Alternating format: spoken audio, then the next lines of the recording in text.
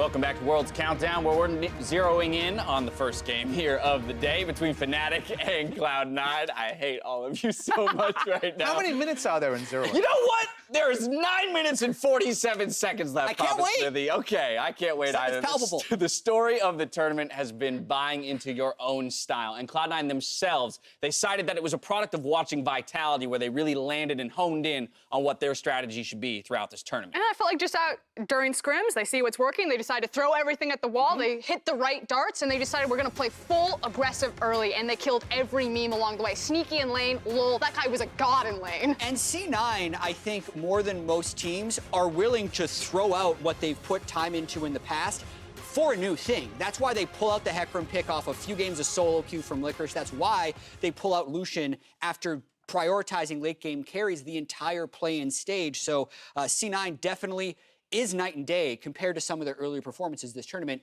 and that quarterfinal. And I know we're ready to just say that about every team, because it feels like everyone's playing kind of their own game, but C9 to me is the clearest test of it. You think back to the Gambit series where they struggled to actually get into the main stage, and then suddenly, just like they talked about, a scrim block where they're watching Vitality play and get the inspiration, the eye test shows suddenly they're playing around Svenskeren, they're invading, they're aggressive. It feels like kind of some old C9 strategies returning to Singed and Shen and all the picks that have worked for them on different rosters. So C9 to me killing it on the world stage. Yeah, and when you look at Fnatic, people talk about like Rekkles benching himself. Like Jensen got benched in the summer split, right? And now he's solo killing Worlds mid laners again. Like he has come back so strong in the latter half of this year, and he's kind of back to that old form. Yeah, what a story for a player like him. You know, was known as a hot shot, you know, in his earliest days coming in, and the expectation was he would rival players like Bjergsen. Fell off the map a little bit in most recent years, and then returns on a pick like a Zillion, the supportive champion. And that's where their run towards the World Championship started, and then so quickly willing to abandon it when it gets banned or when it's not the right pick for the team and go back to something aggressive. But that last point is so interesting because they come in today with a player who will play for himself in caps, and now which Jensen do we see? Does he try to go back to playing the LeBlanc that he's played this tournament, or does he go to the utility that can have some inconsistencies in lane phase? These are questions we can't know the answer to till pick and ban start. And while Cloud9's rise has been rapid and all at once, we have to talk about Fnatic, whose road to the semifinals has been a year-long process where they consistently exceeded the expectations set before them. And it's really kind of the return of Fnatic, not just being the kings of Europe again, but they pretty much smashed through that spring final. They came into MSI, they solidified their candidacy for an international threat. And then while there were a couple of, bumps and bruises, Rekkles moving away from the roster during summer as the funnel meta took over, Bwipo was really the standout. So overall, they've just been on this skyrocket trajectory going forward, and it's like the return of the domestic power as well as the international crown for Fnatic. Yeah, and when you talk about exceeding expectations, the lofty expectations before Worlds was that they'd make semifinals. Now the expectations are that they'll either make finals or win finals, depending on who you talk to. So it is impressive how much they have continued to improve. And I think I want to talk about Bwipo in the top lane as well, because that guy at MSI had played a handful of professional games and had to compete against world caliber top laners. And now I feel like he's truly holding his own in the top lane at this championship. I think Bwipo and Rekkles have had the biggest words. Like Rekkles especially is very much kind of believing in the own hype that he's generated early in the tournament. He knows what to say in the interviews. Say you're going to win Worlds. That's what people want to hear. But it's not just empty. It's just not hot air. It's not empty words. It's actually reality now that they are one of the big favorites for this tournament. Without a doubt. Now, each of these teams have made it to this semifinal with an arsenal of unique champion picks, and top lane has gone through constant evolution throughout this tournament, all the way up until the Viktor picks that we saw popping up just this last week. Yeah, and the thing is this is such a hype matchup because you have Licorice popping off in the Ornn, taking the Baron still, you have Bwipo now solidifying himself on an international stage, and Soaz isn't even on this graphic, and when you include him, then it just gets even better. Yeah, and one of those two guys is going to end up having to break. You can't have both of them with a positive CS differential, and you can't have two forward percentages that high. Like, both of these guys have been dominant. But I love to look at the shared champion pool that we're able to put on the screen. It's not really much of a shared champion pool. Urgot is basically permaban at this point, or might not be seen. And then you see on the right side for Licorice, you see a whole lot of kind of his unique picks, like the Hecarim, for example, the Singed that we don't expect to be contested at all. Meanwhile, the most recent stuff, the Mages, is where I think Bwipo will definitely want to play. Yeah, and this champion pool, I think, just speaks to how much trust the coaches have to have in the player to execute matchups, because we could get pushed so far down that Bwipo is blind picking Viktor, and you're wondering what Licorice's counter pick to Viktor is going to be. The rock, paper, scissors of these unique champion pools is and going you to be very also have to know when to just jump back to what you were doing earlier, because the Viktor is already really far down the rabbit hole. You might forget about Urgot Aatrox, and you might have to play that at some point. So these guys have to have such a command over so many different styles of champions that it's a true test of top lane. And that is just the top lane. So now let's talk about a couple of the other lanes that we think might be impactful to the results of this matchup in the junglers. Broxah versus Svenskeren. Both have been top performers at this tournament for their team. And the thing is Broxah popped off in the group stage, had an incredible Lee Sin performance. Wasn't the strongest quarterfinals, but he was still there, whereas Svenskeren on the other side had a decent play-ins, decent groups, and then really popped off on the Graves when it came to quarterfinals. It's a Danish mid-jungle 2v2 between these two teams, and that's kind of the big hype thing, is that both these roles are going to be so critical. Svenskeren has come out very much with a breakout performance compared to some of his struggles on the world stages before, and then it just amps up into 2v2. That might be the pivotal duo in this match. Yeah, and I feel like these are actually the two best performing junglers at Worlds so far. So I can't wait to see them go head-to-head as well. Right, when we did the aggregated all-pro list yesterday, they were the two votes, and they were very much neck and neck. As we ramp into the final moments before the match starts, spam chat with who you believe will win out today, either FNC for Fnatic or C9 for Cloud9. Of course, while you guys spam chat, we're going to talk win conditions. Papa Smithy, you're up first. No, you're not. I lied. Jat, you're up first. With Fnatic, we're following with Cloud9. I'm going to break down what I think Fnatic needs to do to win this game, and I think it starts with actually controlling bot river. And this can mean a few things. It's either a stronger 2v2 bot or a stronger mid lane, but it needs to unlock Hylissang to be able to roam. That's how they've come back in games they're losing, and that's how they get control of games they're winning. I also don't think they should draft a weak early game, and they need to be proactive when they might have a tendency to be a little reactive, since that did work against EDG. In the EDG series, sometimes they're able to draft late game, sometimes they're able to draw it out. I don't think that will work against C9, so Fnatic needs to rely on their individual skill with early game drafts and outpace C9. That's how Fnatic does it. What's C9's answer? Honestly, just going from what you're saying, I think I'm going to run into some of the points you're coming up with, but I'm going to open up with empowering Svenskeren to take over the jungle. I think when he is setting the tone, and specifically the one game 1 of Fnatic versus EDG, where EDG was able to win the jungle matchup, suddenly Caps couldn't push out and everything kind of fell into place for EDG. From there, getting a priority bot lane, that might be a return to the Lucian Braum, but specifically what I want to see is Zeyzal's ability to roam, because I feel like Zeyzal plus Svenskeren is kind of the sweet spot for deciding a game for C9 if they're forced into the lane. I don't think we're going to see any solo kills in the 2v2 happening like they were able to do against FLICKR, so I really want to see Zeyzal on the roam. And finishing it off, this is kind of a specific point, but I thought Bwipo would play. He is starting game number 1. The mages, the Viktor, the Swain, that's what I think he wants to be playing. Have either some new stuff or be able to put back some of your old picks that will work in lane and not just be forced out, because of course the first pick Aatrox that we saw time and time again against FLICKR was really the only one black mark in what was almost a flawless series by C9. A few thoughts on how the teams might actually be able to achieve victory. It's a whole nother animal to perform on the day. So as the chat thinks, C9 is going to pick up the victory. I'm going to ask you guys the same question. Who takes it and meets IG in the finals? Svenskeren, we're starting with you. And I was really going back and forth on this one. I do feel that it's 50-50. You have Cloud9, who has shown that they have a propensity for this meta. They'll play the early game, they'll dominate the lane phase. On the other side, you have Fnatic, who against Edward Gaming have proven that even if you come at them hard and fast, that they'll survive and they'll get the team fight. I just kept going, but it's okay, because Vedius left me this coin. Is that a weighted coin? It is a Danish kroner. Ooh, European coin. Check this one out. And I'm going to flip it, and we are going to see who will win. All right. What'd it land on? Well, it's Fnatic 3-2. 3-2. So it was going to be 3-2 either way. A six-sided coin? Yeah. Oh, this was the C9 3-0 side. It's close. But She's been playing some 3-2. D&D. It's fine. It's fine. Okay. All right, Papa Smithy, what are you thinking? So again, I had the C9 win conditions. That means I can visualize how C9 win. I can think of those specific scenarios, but my issue is I feel like every resting scenario, every other scenario, barring some very specific win conditions, it's Fnatic. So I have to go with Fnatic 3-1. I think this will end up being pretty comfortable over the course of the 4 games that I'm putting forward, but I do think the C9, again, have some scenarios where they do win. Yeah, I think the cheating EU coin Vedius gave you speaks to who is the favorite. I think Papa Smithy speaks to who is the favorite, but I also think that Cloud9, a lot of this will come down to draft. And trying to analyze Reaper's drafts for the last 2 years, I've learned that this guy is incredibly good at finding exactly how to attack people. For instance, locking an Aatrox in the first game just because they have an Aatrox counterpick that they're going to be able to get to later. So I think He's got some games ready with how versatile his players are. I think the way they performed in the quarterfinals and the growth they've shown throughout this tournament, whereas Fnatic hasn't actually fallen off yet or had to really recover in a real way. So I think C9 can take this one 3-1. Either way, we're looking at a close series. 3 seconds to go as the teams load up for the opening ceremony.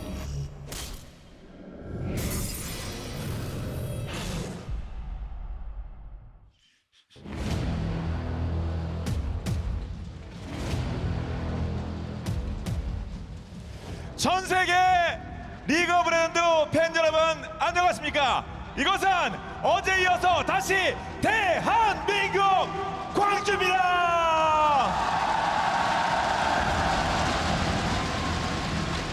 2018 리그 오브 레전드 월드 챔피언십 이제 잠시 후면 NA와 EU, EU와 NA의 사상 첫 서양권 세미파이널이 펼쳐지게 될 텐데요. 그 전에 언제 봐도 반가운 샥스 양에게 마이크를 넘겨보도록 하겠습니다. Here's Shaks. Since Season 2, for over 6 years of competitive League of Legends, the scene has been split into the East and the West. On the one side, NA and EU took stabs at each other, but on the other side, Korea would always win Worlds. Now, over the years, teams as well as fan bases traded blow for blow in terms of rift rivals, in terms of tiebreakers, in terms of imports, all in the hopes of one day proving that they were unequivocally better than their Western counterpart. But all of that bickering pales in comparison to what we have here today. 2 teams, one from NA and one from EU, each striking down all of their opponents to arrive right here in this moment against each other in the biggest rivalry either region could have ever imagined. NA versus EU for the last spot in the World Championship final. Let's meet our teams. They're going to give it to him. Yes, they are. It is Peke dominating 11-0-7. Fnatic are going to go through to the semi-finals, taking down the North American champions, Cloud9. A triple kill for Braum! Holy cow! So they got to get better Kill for Braum! That's going to come with a They've got it! They've killed him! That's it! May have just done it! And one of the most amazing games I have ever seen. This could well be it! Look at him clean up the map! A 3-0 sweep! The first time in 7 years! Cloud9 in the top 4 at Worlds! 자, 여러분 다시 한번 큰 박수로 맞아주시기 바랍니다. From NA LCS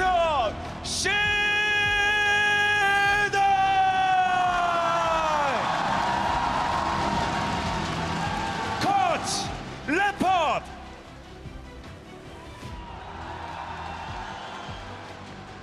Top Licorice. 정글 스벤스케런. 정글 블레버. 미드 젠슨.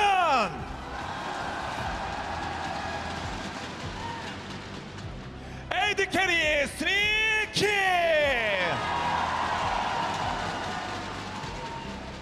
서포트 제이자.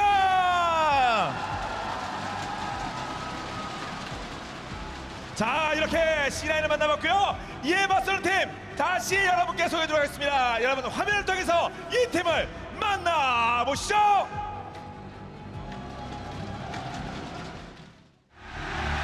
Fnatic going to win the Season 1 championship. Pawn is knocked up in the air so long he may as well have frequent flyer miles. And Fnatic will advance to the semi-finals. Rekkles and Fnatic, it is so tough. 0-3 in week 1, bounce back week 2, make it all the way into the quarterfinals. But the Cinderella story must come to an end. Fnatic are eliminated from Worlds 2017. Cap is chasing forward. Rekkles lets the feathers fly. And the Lovers duo will find a kill. Fnatic will advance to the semi-finals at Worlds. 자, 여러분 역시 큰 박수로 맞추기 바랍니다. From 2위 LCS 프나틱!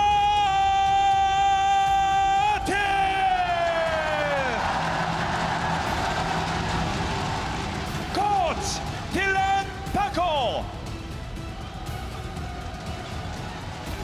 탑 Bwipo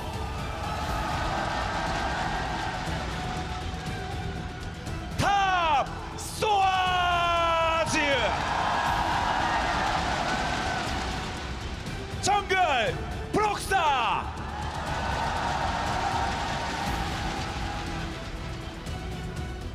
미드 캐스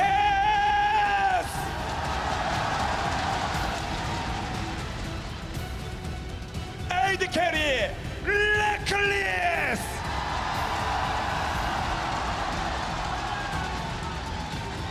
서포트 힐리생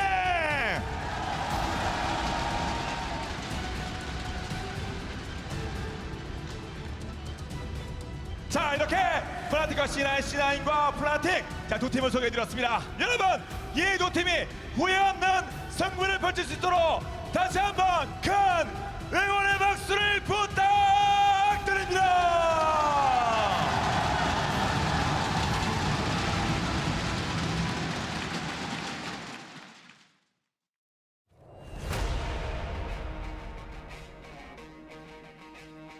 We came into this tournament as the one true Western hope. I think it's time to reclaim that title. And Fnatic, the last standing world favorite, will advance to face Cloud9 in the semi-finals. This is the best opportunity that NA has ever had and maybe will ever have. If there's ever a year for NA to make finals, it's this one. In quarters, I was the weak link, and I'm looking to play a lot better in semis. After what I saw Keen did to him, I'm gonna have to say that I feel pretty confident that I can get pretty close to that. Scout is blown up. It's Bwipo swaying on the front line. Jensen is obviously Danish, so he has some sort of talent, I guess. Caps is a player that plays super aggressive, but he struggles to find the balance between being aggressive and being over-aggressive. I think that's the edge I have over him. They're gonna look at the mid lane now again. Kuro has flash this time, gets away from it. Ignite is there, doesn't land the chain. One more auto, that should be it with Ignite, and he takes him down. I don't think we have seen a match of EU versus NA mean this much. I really owe my region, I owe my team, I owe everyone to win this match. I want to be the first Western team to make it to the finals after season 1. I really, really want to beat C9 so that we can be that team, and I'm sure they feel the same way. I think they're ready to come at us, and we need to be ready for them.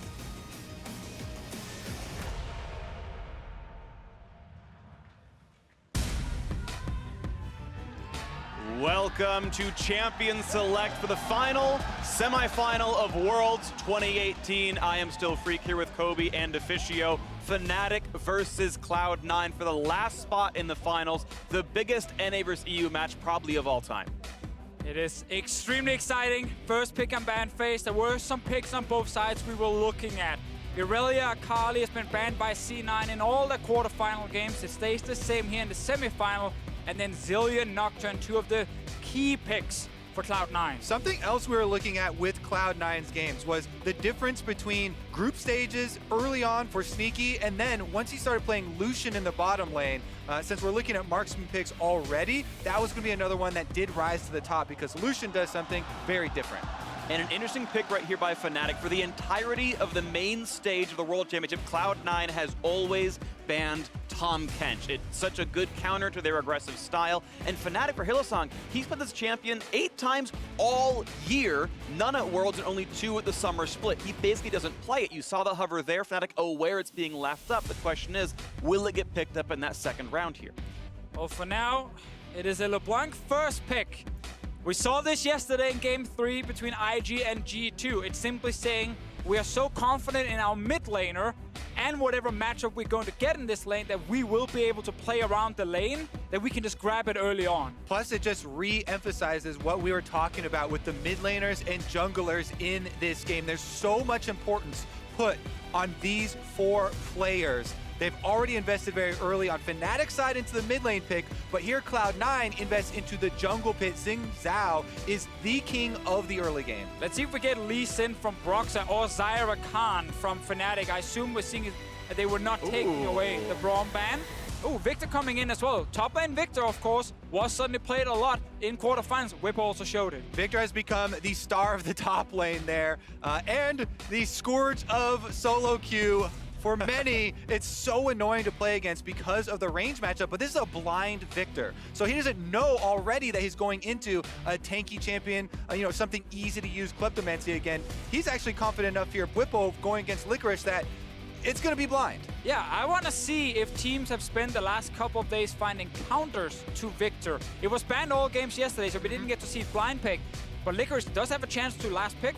I also want to see now with Lucian being banned, what is Sneaky playing? Because Lucian Braum was the combo he used in quarters. In my experience, the best strategy so far versus Viktor has been early picks that can set up your jungler for ganking. They already have a Zhao jungle for possible early ganks. Wow. You want to try and kill Viktor before he gets the cooldown reduction and the upgrade for his Hex core, so he doesn't have the speed. Kai'Sa is up right now as a potentially premier bot lane pick right here. I'm assuming Jack's jungle ban aimed at Broxah has to be a solo queue scout or maybe scrims from earlier, because obviously we've got LeBlanc and Viktor playing solo lanes. Rekkles is famously not a mage bot player. Well, it does make a lot of sense. Jax does dodge Zhao's auto attacks, is one of the picks that is very good into it. Let's see if they give Sivir over to Fnatic. It is the normal go-to pick, and that was not really a lot of thinking from Fnatic's side. Also good against things like Lissandra. And of course it is Licin being picked last here, seeing as it wasn't banned and the jungle had already been shown on T9. Now, top lane pick. Lissandra can of course get flexed, but I want to see, is there any clear counter? Ekko is an old counter pick into Viktor. Let's see if C9 are ready to pick it here. Could also be a mid lane Ekko and shifting LeBlanc up to the top side. To try and farm it out and then use the CC that Lissandra does have to set up the Zhao. So until these two actually settle after the swaps here around 20 seconds, I'll remain up in the air. I'm definitely expecting it to be Ekko top lane. Papa Smithy spent a week telling me about Ekko into Viktor, saying, this is going to be the counterpick, it's going to happen. I was like, okay, let's see if anyone will actually do it. C9 still have to swap it around, but they have 15 seconds. There's even the chance the players swap around as well. We've seen teams like Flash will do this. I think IG did it before as well, where you simply put the players as champions and you have them play the other lane, assuming that learning the champion, it's hard in learning the basics of the lane phase, but there is the swap. There is Ekko top for Licorice. One of the big things here is Ekko, of course, AP damage, and one of the items that Viktor top lane has been rushing is Iceborne Gauntlet because of the large amount of cooldown reduction and mana to help with the shield and the speed boost off your Q. Now, it's going to be an alteration. You just shift the build a little bit and you get Abyssal Mask in the case of magic damage instead, but it's not quite as perfect. It's not going to be as damaging. You'll almost never be in the aura range unless Ekko goes in on you, so the poke will be down. And either way, champion select is done. We've got more new and exciting picks. The blind Viktor, the Ekko top. It's going to be an exciting game, a very fun draft to watch. And the last remaining hopes of the two major Western regions, Europe on the left, North America on the right. In either case, these teams have had an incredibly good world championship, but the Western intracontinental love or intercontinental love is gone. It's all in the field now. It's time to win.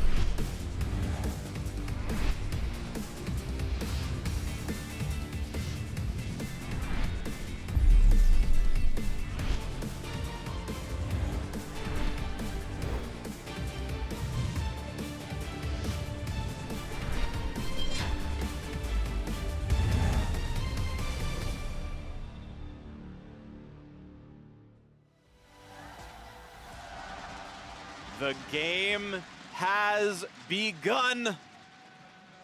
Welcome to Summoner's Rift. Europe versus North America, the semifinals at Worlds.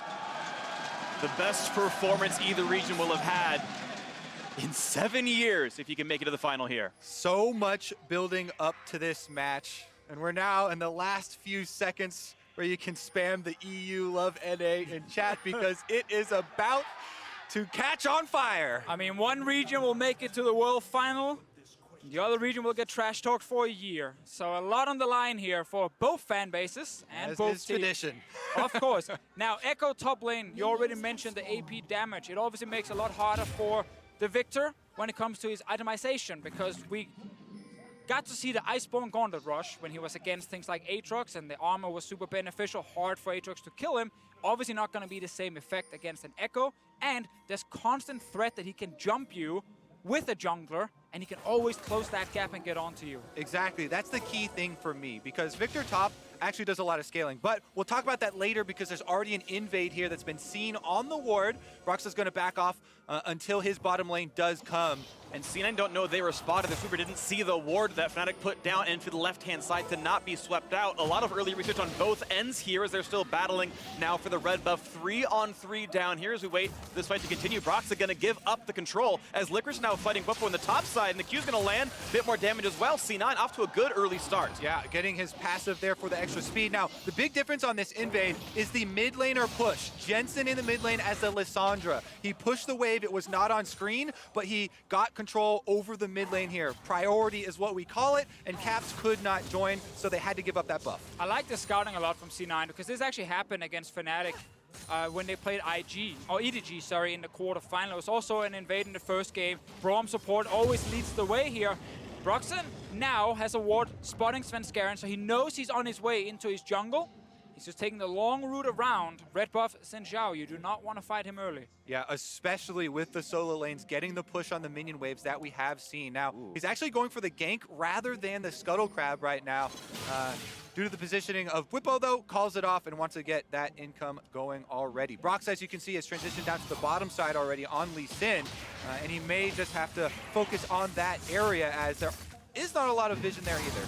Very good early vision, however, from Fnatic on that top side. The Ghost Poro, they had a ward in the ramp that spotted Svenskeren walking into the jungle, and Bwipo had a ward in the top lane Tribrush that would have spotted him walk out as well. So they knew, okay, if he's not seen in any of these places, he's still either in the jungle or he's recalled. It does make it fairly easy to track the jungler, though. Here we go! Flash in, going for the chain as well. Just gonna flash, but still get rooted! Q's gonna land! And first blood goes to Broxah!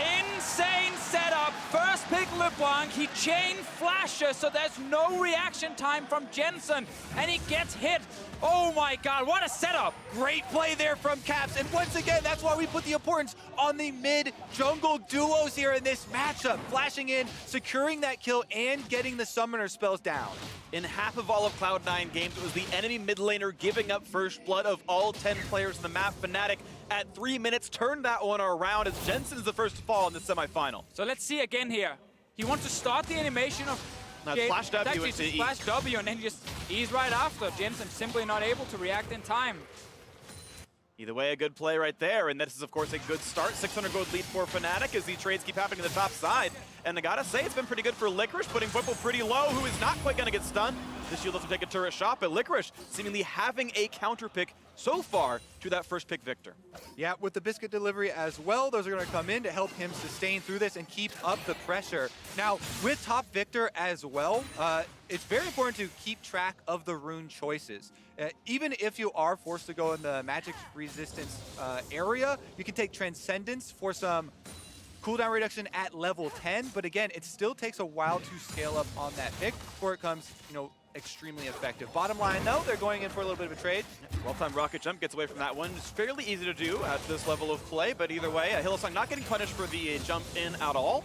And that's going to be a pretty equal trade. This bot lane is plus CS for Fnatic. Even if Sneaky gets all 3 of these, he will still be down 3 farm in this lane. There's some very interesting trades in the pick and ban phase. C9 did not value getting Lucian in the first phase because they wanted Lissandra against the LeBlanc pick from Fnatic, which meant that Fnatic could ban the Lucian and therefore not be too scared of the Braum lane specifically. And those kind of things will be very important to track during the series. If C9's bot lane feel like they need more pressure for the next game, they might value getting that Lucian pick earlier. But for now, it is a scaling pick for Sneaky. Same thing, obviously, for Rekkles. And that investment has worked out pretty well as far as the CS lead there for Lissandra. But again, the teleport was also blown. They're going in again. In landing, Jensen's still going to be rooted up in place, but with Aftershock on, he's going to feel pretty safe. Broxah won't take that one forward until he gets out of turret range. He gets a bit of extra damage. Jensen maybe going a little bit too far forward on that one. Cap not level 6 yet, should hit it very soon. Got it now. Jensen with ulti available under his own turret can use it defensively to stay alive. I feel like mid lane is where everything is happening, and we showed this in the pregame, how both mid laners pick up a bunch of solo kills, but also die isolated quite a bit, and that's because teams love to gank them early. And for now, it's Fnatic ganking Jensen. Yeah, it has been all Broxah for the early game. Even though Svenskeren went for the invade to push him off of his jungle camps, he went mid instead and got a lot out of it. Now Svenskeren's looking to make his own move topside. Level 6 for both top laners. Here comes the jungler in as well. A lot of damage coming in towards Licorice. Going to ult to stay alive, but now Sven is on the chase. Bwipo's burned the flash, but is there the knockup? A couple more autos coming through, but watch out, the turret is attacking, and Svenskeren kills himself in the top lane, and Fnatic is not done. Jumping forward is Caps. He's got the chain as well. What a play! And 3 kills. Fnatic are destroying Cloud9 right now. Are you kidding me? Bottom lane wants to say something about it, but Hylissang just jumps over the wall there. Svenskeren goes headlong into the turret. He lost his mind there, thinking he could just get the kill. Bwipo got the movement speed to just run away from and kite the Zhao. Svenskeren is only level 4 right now, and the first gank very unsuccessful. That seemed like some frustration really built up and got to his decision making here. Let's take another look in our Acer Predator replay at it. Level 6s for both of these guys. Bwipo does get the stun over there, and he's able to kite Licorice with his flash. Yeah, the fact he gets to flash out of the stun as well is important. And here, he's just running away from him, and Svenskeren just can't get in and get enough hits on him. Yep. Meanwhile, Caps and Broxah actually roamed early from mid. How does Caps get the chain on him in the middle of the wave? That's actually insane. He threaded that chain through and was able to land it onto Licorice, but Licorice had already blown his ultimate in the attempt at killing Bwipo, so huge early momentum here for the Fnatic side. 1,500 gold lead for the EULCS Sweethearts here, the last remaining hope of the EULCS, and they are looking very good so far. And now the fight in the mid lane, Clem's already popped. They've jumped onto him already, though, and Jensen, his time is running out, but Svenskeren's back around. The Guardian shield buys a couple more seconds, but it's not going to be enough. Cap still staying alive. He gets out of that one cleanly enough. 4-0 Fnatic. Fnatic, they can just do everything right now. Every fight they take, in mid or top lane, they weave in and out of minion waves, they always get onto the correct target, and they just have enough damage to finish C9. Jensen ends up going down, top lane fighting. Yeah, a bit of a trade. It's going to be Licorice walking back, though, unless he's going to go for the ult to keep this one going forward. It'll be right on top of Bwipo pretty soon if he goes for this play. Is he getting close to the turret? Not going to pop the ult. Going to go for the damage down onto this one. Again, cutting away his Licorice, but never does the ult for damage, and now he's just stuck at about 1/3 HP.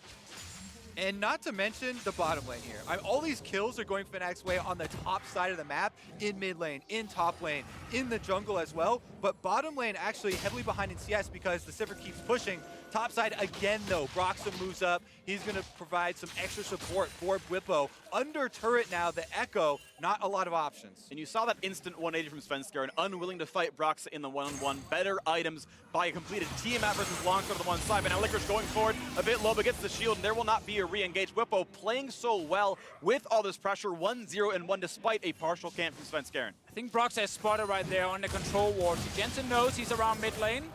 Good trade from him. Aftershock plus all abilities landing, meaning he barely takes any damage himself, and Caps drops down fairly low. And it is a solid lane. It's about 20 CS lead for Jensen despite the 0-2 start, so at least farm is going well on the one side, but it is the only bright where you can see the individual gold despite the farm lead down about 2,000. Yeah, that's why I want to see Svenskeren focus his next gank around mid when there's no cleanse on Caps' side. Flash ulti from Jensen with a Zhao there should give them a kill onto the LeBlanc, and then you can continue this advantage from your CS department in the mid lane. Man, this is such a crazy start. There was so much talk about, Cloud9. Well, never mind. We're going to have some more action. Let's take a look at the top lane gank up here first. Caps on LeBlanc is already behind him. No ult for Licorice. Kicked out, looking for his shield. He's not going to get it in time. An easy shutdown. 5-0 Fnatic. Well, that's almost unfair for Licorice. Viktor wasn't even there. His top lane counterpart was in base, running towards the mid lane, but it was Broxah knowing, okay, he's going to try and push out this lane here, and Caps is roaming. Combine the two, and you get another kill.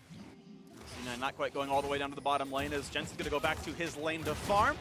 But a bit of borrowed pressure here as Hylissang and Rekkles clear out the ward and defend their turret. Bot lane's getting a bit low. C9's pressure finally bearing some fruit here. Not up in farm, but that turret down to 1/3 might mean something eventually.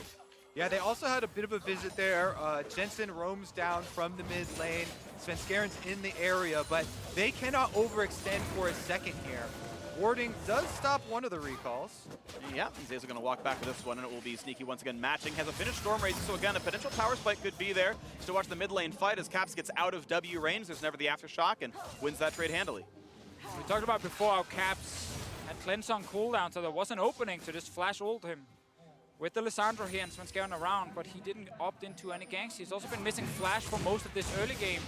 It's going to be ready very soon. Maybe he feels a bit confident then to go for a play, but it's getting harder for C9 the further they fall behind, especially around this LeBlanc pick that is getting really, really fed on kills. Exactly. There has been so much talk about early game aggression and just throwing caution to the wind, trying to go for ganks over and over in the early game, but we're seeing the downside if you fail in those early steps right now and how hard it is going to be to come back, because Fnatic have had such good answers to these movements from C9.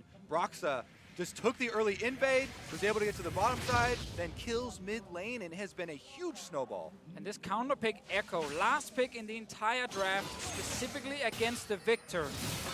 Got off to a rough start because Svenskeren died under that turret for no reason at all. And then obviously we had the roam from Caps killing Licorice.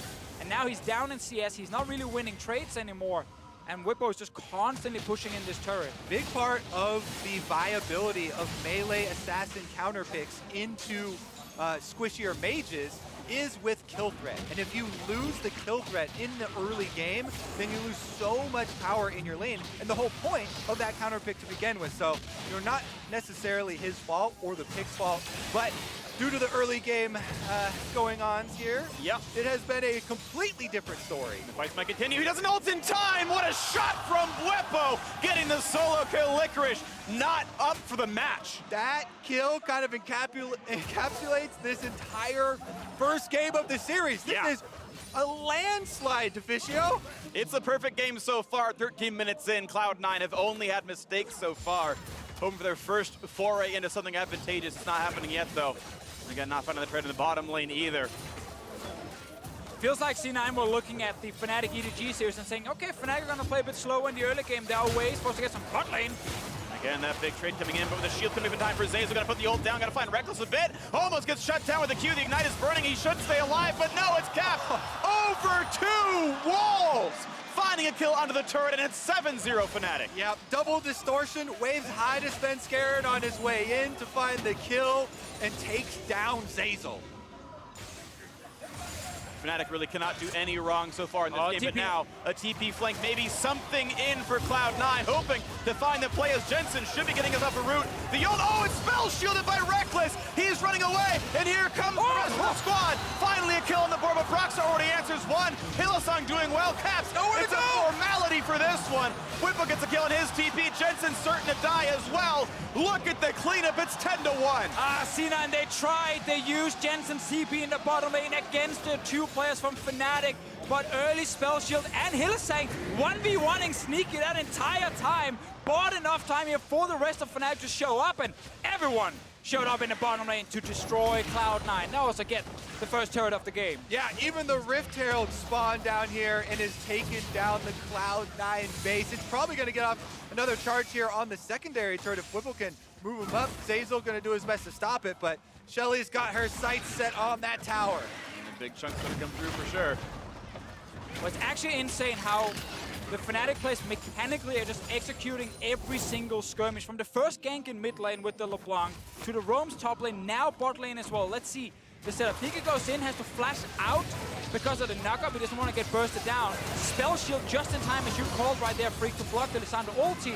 Broxah cannot save Rekkles, but will guarantee 1 kill, while Hylissang is still running around against Sneaky, and of course TP plus roam means everyone else will die. Yeah, they left Sneaky alone with the support. Like, you okay over there, bro? No, he's not okay. Gets taken down as well. Now they're back at it. Well, fighting maybe a 3-on-2 if they go over the wall. Spires doesn't quite find too much. Hill's going to knock down a controller, jumps over the wall, no problem there for him. And Rekkles so far has been really good at getting away from everything.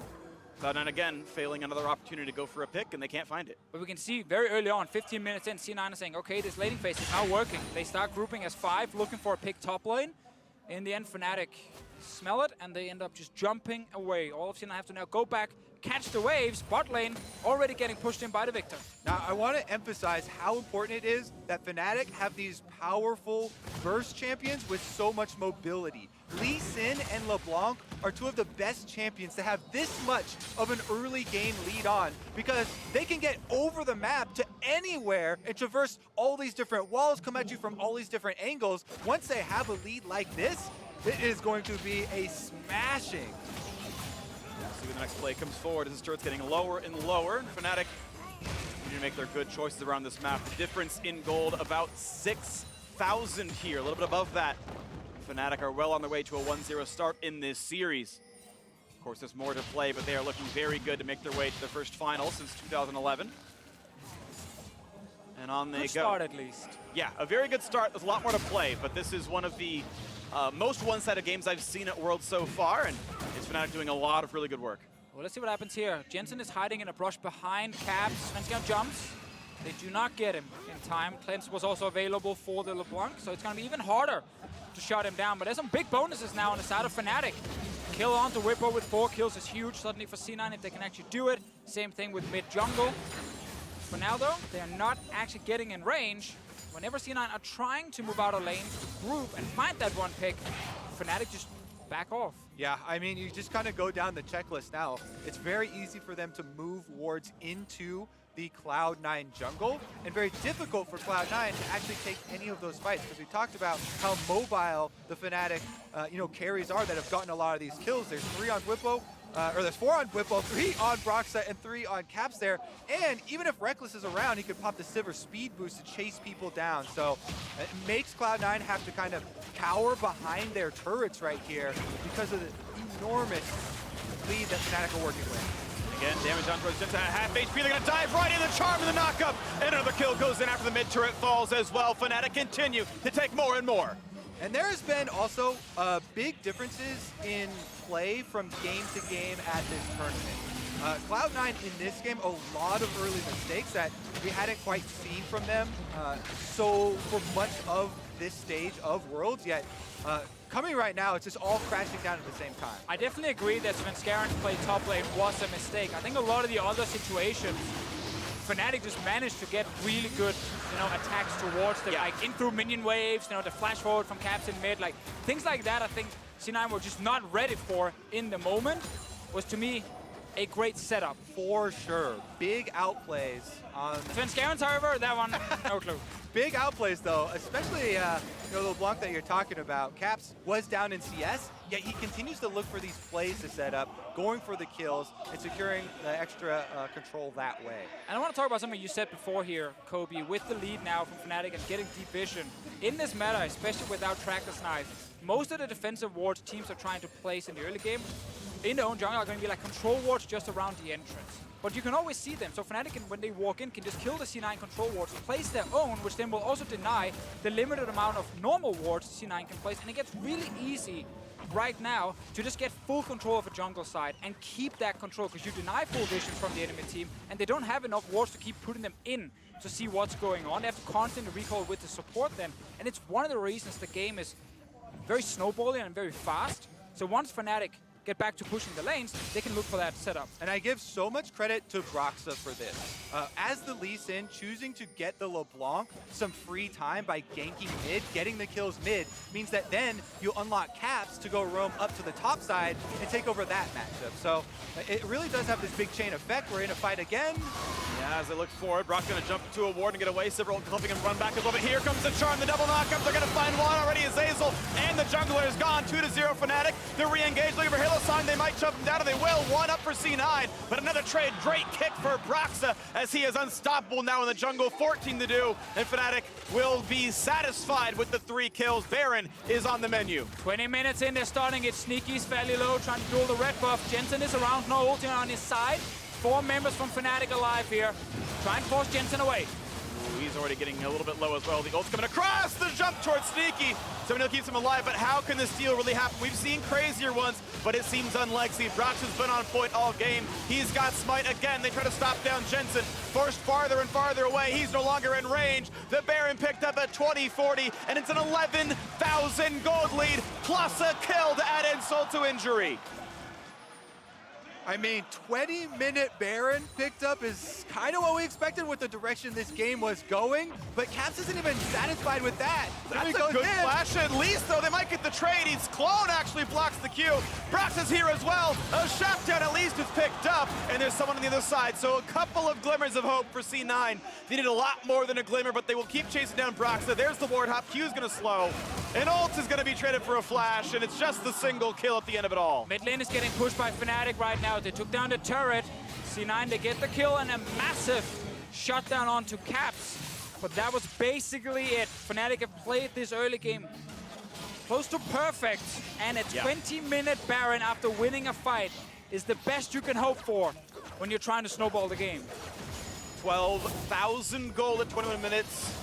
And we can again watch this fight. It's a 3-for-1 overall. Really good plays out of everyone on Fnatic here. So C9, they know that Licorice is moving from bot and he will be here first, so that's why they were looking for a fight initially. But the engage plus the goalie from Fnatic is huge. And now, I want you to look at Broxah versus Licorice. Because Licorice, he wants to ult away, but Broxah times his kick just when he knows Licorice is about to ult, so he can't actually do it because he's flying in that animation with the kick from Lee Sin, and that's how he gets the execute onto him. Perfect timing from Broxah means that Licorice dies. And that has been the story of the game. Just constant outplays here from Fnatic.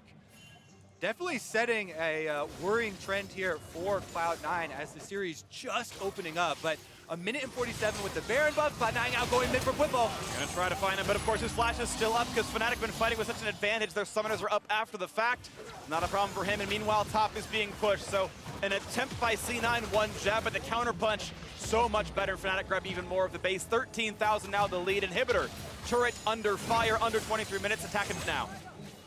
And I should be able to take this one quickly, but C9 are looking for potential engage. Last hope for them is just to fight. There's no way you can actually stall out this game. You have to try and take a crazy team fight. But Fnatic, they are in full control. They've been playing so well in this first game, and they'll take the first inhib. Fnatic on point. Inhibitor gonna be given up, and a Sivir ult to rotate a bit faster, just in case there's something else they want to do. Shenanigans for Bwipo, jumping forward, putting the stun field down. They got mini wave in the mid as well. Ult committed on top of that one, and the charm forward, but Hylissang knocked back, finds the knockup though.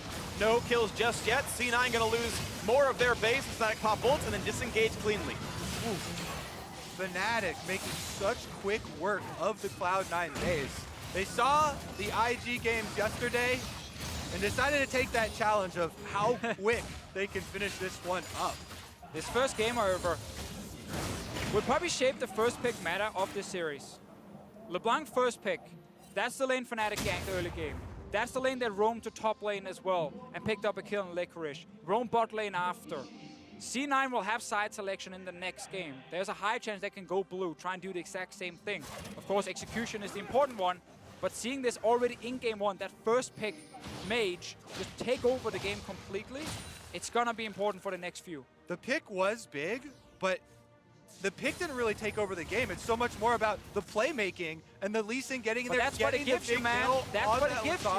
Best mid laner to set up ganks in the early game is LeBlanc. Might be the case. We'll see if that gets contested in the next 2 games or maybe more, based on if C9 can make a comeback happen in this series. Fnatic so far looking the better on the day. There's the jump forward, looking for the stuns, and knock up on a wall, but it's a hard target to kill. As Licorice buys time in the back line, ults back to safe, but still, no one is dropping on Fnatic's side. They're all staying alive, and Svenskeren's at 5 HP. The flash of the wall finds another kill, and they are still chasing Fnatic on the hunt for more, and they're gonna find it a double kill for Rekkles. A third falls, an auto attack for Caps, kills off Sneaky, and this is all but a formality. The base will fall. A 25-minute win in game 1. Fnatic smash Cloud9 in the battle of the last 2 Western teams. Fnatic are 1/3 of the way to the final. What an opening statement there from Fnatic. That was one of the best early games we have seen all tournament long. Fnatic got everything they wanted. Lee Sin for Broxah. LeBlanc for Caps in the mid lane. Perfect setup early game. Took the Viktor. Bwipo looked great even against the Ekko in the early game. I think this Fnatic team are looking very, very scary. I agree. They look scary. They played well. They got picks that they like. We'll see what the games look like in 2 and 3 and beyond. But for more on how Fnatic dominated Game 1, let's send it over to the State Farm Analyst Desk. Thank you, Freak. Dominated, smashed, obliterated, destroyed. I mean, give me some more. I mean, Dash, I did say Fnatic would take a game in the series. That's true. You did. You did say 3-1. Right? Profit. We did say 3-1. Absolutely dismantling Cloud9 in that first game of the series here. Fnatic just did. And I think there were a couple of key takeaways. And first and foremost, just to get it out of the way, I don't think Cloud9 fans should hit the panic button just yet. I think that's not the type of game that's going to tilt you. I feel like you lost that as soon as Finn ran it down top lane, and you just go and say, maybe we don't run it down top lane this next time, and there's not going to be a mental boom. You have something? Okay. Well, I hear what you're saying. Based on the draft that then moved itself into the game, this does make me hit the panic button. Oh, well, the game plan was bad. Because they banned 3 soul laners, then had a first pick soul laner for Caps, then had another blind pick soul laner, had choice of matchup in both soul lanes, lost both soul lanes, in a meta that I think we can now agree on is soul lane focused. So if they're spending their bans on a Calling Irelia, which they had done in the group stage, haven't prepared counters for those, haven't been able to counter Viktor or LeBlanc, I would officially like to change. Am I allowed to officially re-predict? No. That's a prediction. I am predicting 3-0 Fnatic after this game. Wow. All right. Look, I'm going to have some pause here because I see that you're really fired up about this. I actually didn't mind C9's plan if Svenskeren's winning the jungle matchup, because you think about the lanes he's working with, they had a level 1 plan. They wanted to get Xin ahead. Zhao didn't get far ahead and then made a big mistake. They kind of reset the map state. Suddenly, if Ekko goes in aggressively, he dies to the jungler. Suddenly, if the mid lane goes in aggressively, they die to the jungler. This game was decided so early, 5 minutes in, after a couple of lanes went down. I said, it's not a comebackable game because they went for snowball, and it was feast or famine. This was the famine side for C9. And I actually think a huge issue was this mid lane. So Caps really started off on the right foot by getting the point-blank chain and then getting the easy first blood. But now they've already proven in this matchup that you can't just have the counter or soft answer to LeBlanc in Lissandra. You can't survive that lane. And so for me, this now becomes who's going to get blue side, who's going to have the priority pick LeBlanc, who's going to take it blind, and who's going to ban it. Yeah, and as bad as that Svenskeren play was, I actually think if he returns to the lane, he then gives over assist gold as well. He was dead 100%. That's true. But if he tries to run, Licorice probably lives because their focus is on Svenskeren. But I see where his head was at. Yeah, I do full too. glass. Half full. The positivity. Half full. It's hard to find anything half full in this if you're an NA fan from this game 1, because from this point, 5 minutes in, with just a small lead, a kill in the mid lane and a couple kills in the top lane, Fnatic knew what to do, and they closed it out relatively clean. This was the big whoopsie. As soon as everyone teleported in the bot lane in C9, they tried to force the play. That was really the only option they had left. The only lane that's not on fire at that point was the bottom lane, and then Bwipo comes down, gets the double kill. You're like, oh, I guess that's a completed hex score at, I don't know, 17 minutes in the game with the sheen on top of it. I mean, we called this first game over so early on that I actually don't want to focus on it too much, because I do want to talk about what's going to come, or what is to come. But before we do that, we have to give a nod to our MasterCard player of the game in Caps in the mid lane. That first kill coming through on the LeBlanc really set the tone for the rest of the game. And it's the confidence, the fact that he has the priority pick of the LeBlanc, that he does it blind. You get the Lissandra and he says, no, you've already lost this lane. I have my power pick. And we had the discussion between Caps or Broxah and who had more play in the overall game. They both played great games, but for me, it was Caps getting the chain to set up some of the first games, so it was more impressive. And you zoom out, right? The thing is, this is a containment matchup for the Lissandra, especially after 6, because the enemy champion has a lot of burst. You have the ability to negate that burst with your self-ult. The fact that he made that play so early and kind of changed the texture of the lane, suddenly Lissandra couldn't even walk up and cue the wave because LeBlanc had already got a couple of kills, is how he subverted what should have been a containment matchup. The snowball went against them. In the end, of course, a lot of egg on the face after the draft, but just like when we saw FLICKR try the Viktor for the first time and lose game 1 against C9, I don't want to be too results-oriented and say both these picks are garbage, change the solo lanes if you see the same blind picks from Fnatic, but I can understand how you'd get there. They just really need to work out the jungle situation because it really just compounded everything. I guess just my reaction to games like this, especially after we see G2 versus Invictus Gaming, is we have so much tape now that the nature of this meta is it's going to be break one way or the other so hard because it is so snowball. So you're constantly going to see teams just get punched in the face and fall down and be like, oh, I guess it wasn't even close. But that's actually just that's just how this plays out. I think every single game is going to be really swingy back and forth. Well, C9 is going to the blue side. Thank goodness. No Okay. I already picked substitutions. LeBlanc. So, Jat, you took issue with some of the drafting here from Cloud9. If they swap to blue side with that kind of control over priority, what do you think they should jump at?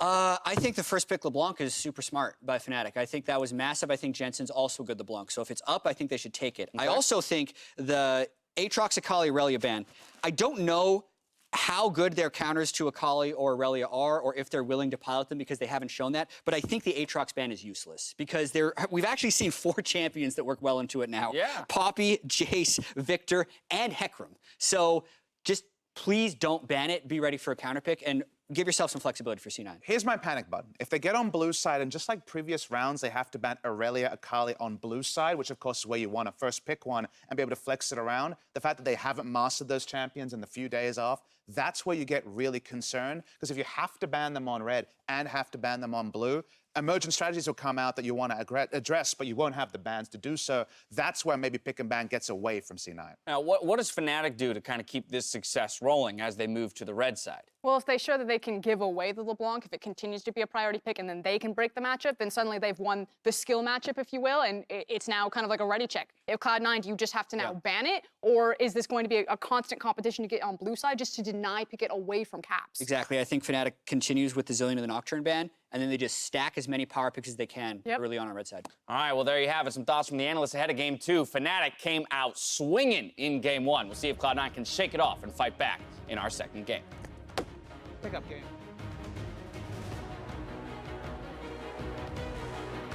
Fairly easy to track the jungler, though. Here we go. Flashing, going for the chain as well. Just gonna flash, but still get rooted. Q's gonna land. A couple more autos coming through, but watch out. The turret is attacking, and Svenskeren kills himself in the top lane. I'm behind him. He has no flash, no flash, no. And I'm put bottom base. Yeah, get him. Nice one. I'm going mid, okay? I'll catch mid. Catch mid.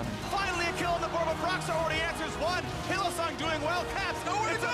Formality for this one. Bwipo gets a kill in his TP. Jensen certain to die as well. We see Ekko. Ekko. No, it's good. We can win this. He flashed on me. He's dead. I'm coming. We can do that, sure. They're all staying alive, and Svenskeren's at 5 HP. The flash to the wall finds another kill, and they are still chasing Fnatic on the hunt for more, and they're gonna find a double kill for Rekkles. The synergy of brute strength, born of elite core power, to thrive under pressure in the most hostile conditions, and built to overclock. Prepare for combat. Go forth and conquer.